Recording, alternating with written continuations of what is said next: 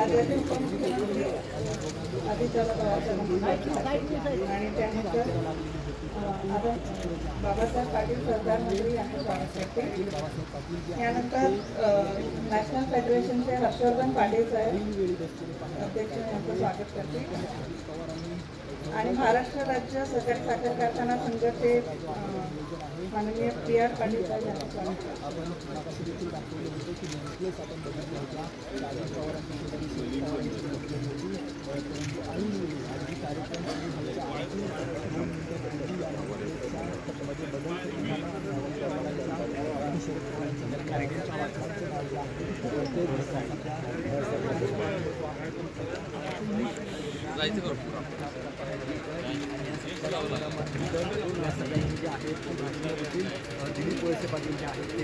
एक चांगल्या पद्धतीनं रिसर्च करणारी इन्स्टिट्यूट, चांगलं बियाणं आपल्या शेतकऱ्यांना मिळावं, त्याच्यामध्ये चांगलं टिश्यू कल्चरची रोपं मिळावी, शेतामध्ये तयार केलेली रोपं त्या ठिकाणी ऊसाची मिळावी, कशा पद्धतीनं त्याच्यामध्ये बदल केले पाहिजे, काय नवीन व्हरायटी बेण्याच्या निमित्तानं पुढे आली पाहिजे, त्यात व्यवसाय पण काम करतं, पाडेगाव पण काम करतं आणि इतर पण अनेक सहकारी त्याच्यामध्ये काम करत असतात। हे सगळं काम होत असताना आज वसंतदादा शुगर इन्स्टिट्यूटने फक्त इथल्याच भागातल्या लोकांना बेणं उपलब्ध होऊ नये तर त्याकरता मराठवाडा असेल, विदर्भ असेल, अशा वेगवेगळ्या भागामध्ये जमीन घेऊन तिथं पण काय आपल्याला सर्व्हिस देता येईल अशा प्रकारचा प्रयत्न आदरणीय पवारसाहेबांच्या नेतृत्वाखाली त्या ठिकाणी चाललेला आहे। सगळेजण अतिशय मनापासून तिथं साथ देण्याचं काम करतात। आज मला आपल्याला सगळ्यांना सांगायचं आहे की आम्ही लोक आता 5 वर्षाच्या करता सरकारमध्ये आलेलो आहे। देवेंद्रजी फडणवीस असतील, एकनाथराव शिंदे असतील, मी असेल किंवा बाकीचे सगळे आमचे मंत्रिमंडळातले काम करणारे सहकारी असतील, शेवटी राज्य सरकार आणि ही साखर कारखाने खाजगी असेल किंवा सहकारी असेल त्यांचं एक जवळचं नातं आहे। वेगवेगळ्या प्रकारचे प्रश्न असतात, ते सोडवण्याच्या करता दोघांच्यामध्ये समन्वय असावा लागतो। आपल्या ह्या व्यवसायामध्ये माझ्या दृष्टीनं 4 खाती महत्त्वाची आहेत। एक ॲग्रिकल्चर, कारण त्याच्यामध्ये वेगवेगळ्या पद्धतीनं कृषी विभागाची पण मदत आपल्याला लागत असते। दुसरं ऊर्जा विभाग, कारण प्रोजनमध्ये आपण गेलेलो आहे, त्याच्यामुळे ऊर्जा विभागाशी अनेकदा आपले संबंध येतात। दुसरं राज्य उत्पादन शुल्क, आपल्या डिस्टिलरीज आहे, आपण ज्यूस टू इथेनॉल करतो, BAB टू इथेनॉल करतो, CAV टू इथेनॉल करतो, ENA करतो, RS करतो, अशा अनेक गोष्टी करतो। तिथं आपल्याला त्या डिपार्टमेंटची मदत लागत असते आणि सहकार खातं त्याचं आत्ताच मार्गदर्शन बाबासाहेबांनी केलं।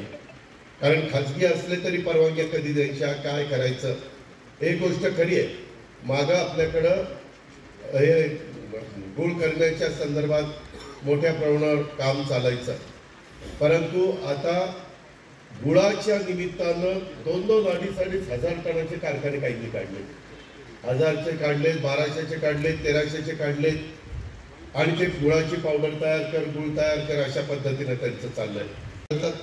वाटेल तेव्हा कसेही फॅक्टरी त्या ठिकाणी सुरू करतात, असं नाही चालणार। आता इतक्या मोठ्या प्रमाणावर आत्ता जसा उल्लेख त्यांनी केला, साधारण 98 सहकारी, 98 खाजगी एवढे कारखाने आपल्या महाराष्ट्रामध्ये सुरू आहेत। वेगवेगळ्या ठिकाणी आता पाण्याची स्थिती होती, ही फायद्याच्या अनेक कारखान्यांना पुढच्या वर्षी ऊसाचं काही एका ठराविक काळात कसं संपायचं याची चिंता होईल अशी शक्यता नाकारता येईल। आम्हालाचं ऊसाचं उत्पादनाचं वाढवायचं, ते वाढवायचं असेल तर शुद्ध ऊस बियाणं ही वापरायची आवश्यकता आहे। आणि नेहमीच्या सगळ्यांना ते सांगत असतो की या संदर्भात थोडं अधिक लक्ष द्यायची गरज आहे। दर्जेदार ऊसाचं बियाणं मिळावं यासाठी VSRनं अलीकडून बरेच निर्णय घेतले, ठिकठिकाणी जमिनी घेतल्या। विविध फार्मामध्ये 150 एकर क्षेत्रावर आज दर्जेदार ऊस बियाण्याचा कार्यक्रम आपण हाती घेत आहे आणि राज्यातील राज्याबाहेरच्या साखर कारखान्यांना लेणं पुरवठा आपण करतो. साखर कारखान्यांनी जास्तीत जास्त बदल लेण्यामध्ये करून VSIचा हा लेण्याचा उपयोग हा त्यांनी करून घेण्याची गरज आहे. संस्थेनं उत्तम दर्जेदार बियाणं तसेच संस्थेमार्फत देण्यात येणाऱ्या विविध कृषी सेवा मराठवाडा विभागातील साखर कारखाना आणि शेतकऱ्यांना उपलब्ध करून देण्यासाठी जालना जिल्ह्यामध्ये अल्हार तालुक्यामध्ये पाचळवाडा येथे आम्हाला 126 एकर ही जमीन खरेदी केली. पाचळवाडा येथे आपण संशोधन केंद्राची उभारणी केली आहे. फायनान्स मॅनेजर श्री योगीराज सुरसिंगराव नामखेडे सोमेश्वर सहकारी साखर कारखाना लिमिटेड सोमेश्वर नगर तालुका बारामती जिल्हा पुणे येथील अधिकारी आहेत. ते या ठिकाणी पुरस्कार स्वीकारत आहेत. हो सर, योगीराज समोर पा समोर समोर.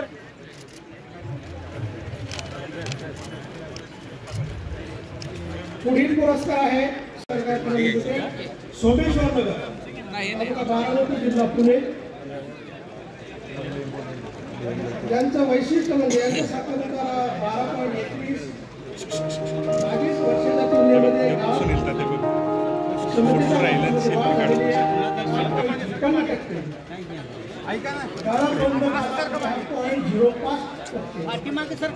आणि देखभाल प्रति टन ऊस अशा प्रकारची यांची कामगिरी आहे.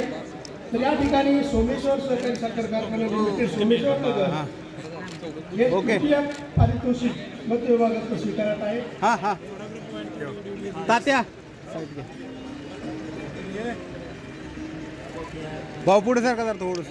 यानंतर तृतीय पारितोषिकाचे दुसरे मानकरी सहकारी साखर कारखाना लिमिटेड सोमेश्वर नगर तालुका बारामती जिल्हा पुणे यांना हा पुरस्कार या ठिकाणी मिळालेला आहे.